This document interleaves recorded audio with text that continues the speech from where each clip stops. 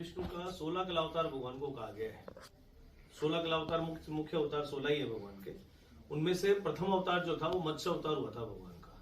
वो अवतार इसलिए लिया था प्रभु ने कि शंखासुर एक नाम का राक्षस था जो वेद पुराण उपनिषदों की चोरी करके और जल का बेटा था, समुद्र का बेटा था, तो जल में छुप गया था वहां करके। तो भगवान ने उस समय भगवान विष्णु के द्वारा जब सभी देवताओं ने आराधना की, प्रभु हमारी शक्तियां सारी जो है सनातन धर्म में है, वेद पुराण उपनिषदों में है, आप इनकी रक्षा करें। तो भगवान ने उस समय मत्स्य अवतार लेके शंखासुर का वध किया और वेदोद्धार किया। भगवान के हाथों से जो मरता है उसका वध नहीं होता, उसका उद्धार हो जाता है। तो भगवान ने उसको जब उसने क्षमा याचना मांगी भगवान से, तो भगवान ने उसको अपनी शरण में रखा। ये जो शंख जो पूजा में रखा जाता है ना, ये तभी से रखा जाने लगा। उससे पहले शंख से पूजा नहीं होती थी। उसने कहा कि प्रभु मुझे आप अपनी शरण में रख ले चाहता हूँ। तो प्रभु ने उनको अपनी शरण में रखा और वहां पे वेदोद्धार हुआ उस जगह। और 72 किलोमीटर में बना हुआ है पूरा 24 कोस में। ये सीकर और झुंझुनू दोनों जिलों में पड़ता है। इसमें 7 धाराएं आती है तीर्थ में।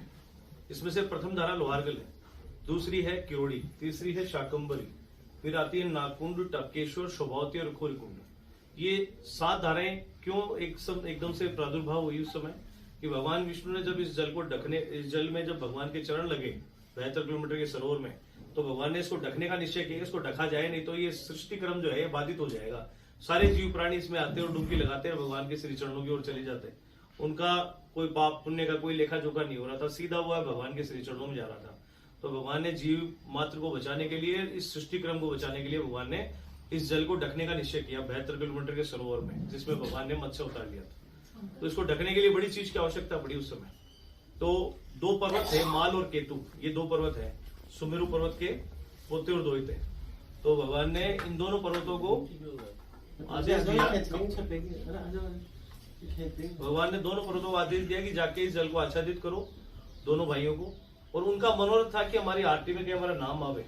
तो ये जो आज माँ शकंबरी का जो मंदिर बना वो 80वें स्थान में है, तृतीय धारा के रूप में, तीसरी धारा है वो, उसी लोहारगल का अंश है वो। अच्छा। तो तीसरी धारा के रूप में है। तो माँ शाकंबरी की आरती के लिए नाम आता है, अपन नवरात्रों में आरती करते हैं, उसमें लाइन बोली जाती है, श्री माल केतु में राजत कोटि रतन ज्योति। अभी कितने हजारों सालों से लाइन बोली जा रही है आरती में। और वो लाइन सिर्फ उस पर्वतों के लिए बोली जाती है जिन्होंने भगवान से वरदान मांगा था कि हमारा आरती में नाम आए कलयुग में।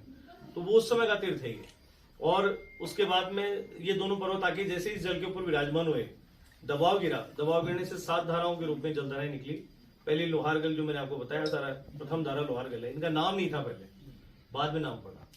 फिर समय बीतता गया, इसको ढक दिया गया, 7 धाराओं में जलधाराएं निकली। सभी देवताओं ने फिर चिंता की कि प्रभु ये जलधाराएं निकल पड़ी है, उन्हें कोई ना कोई यहाँ से स्नान करेगा, दर्शन करेगा, मोक्ष होगी।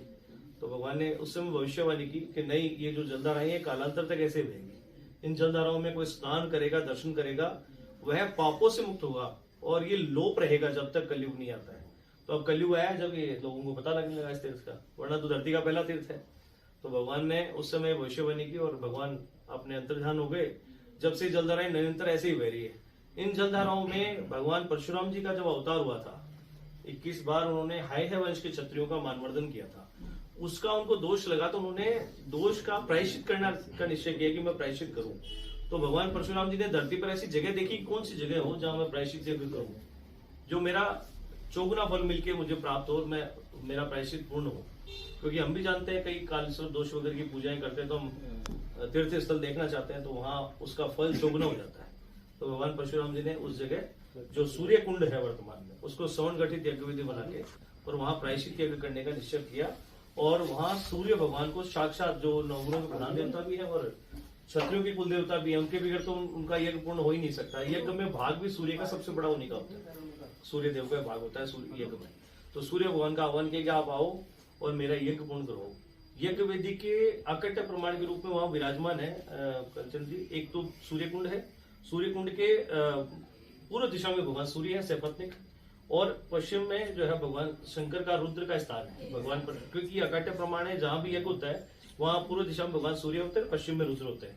तो दोनों वहां विराजमान है। और तीसरी जो जलधारा आ रही है वो सूर्य कुंड में जहां से आ रही है वो है आग्नेय कोण। आग्नेय कोण से जलधारा इसलिए आती है वहां पे कि उस यज्ञ वेदी को ठंडा किया था भगवान ने उस जलधारा से। तो ये जलधारा आग्नेय कोण से निकाली थी भगवान ने, तब से वो तीर्थ बना हुआ है। और सूर्य भगवान जब वहां आए तो उनको स्थान बड़ा रमणीय लगा, तो उन्होंने सपत्नी के नारायण रूप में आए, नारायण रूप में स्थापना हो गई वहां पे, और उन्होंने स्थान को वरदान स्वरूप प्राप्त किया। तब इसको अलग अलग कालों में 2 नाम है इसके। पहले इसको कहा जाता था ब्रह्म क्षेत्र, दूसरे काल में जब भगवान परशुराम जी ने प्रायश्चित यज्ञ किया तब इसका नाम पड़ा सूर्य क्षेत्र। आज इसको लोहारगल धाम बोलते हैं। ये अलग अलग कालों में इसके अलग अलग नाम है। तो बहुत बड़ी कथा है इसकी और बहुत बड़ा महात्म्य है। अगर ये बताओ महाराज कि ये जो काल सर्प का जिसके योग होता है जी, तो उसकी पूजा यहाँ होती है या नासिक में होती है त्र्यंबक?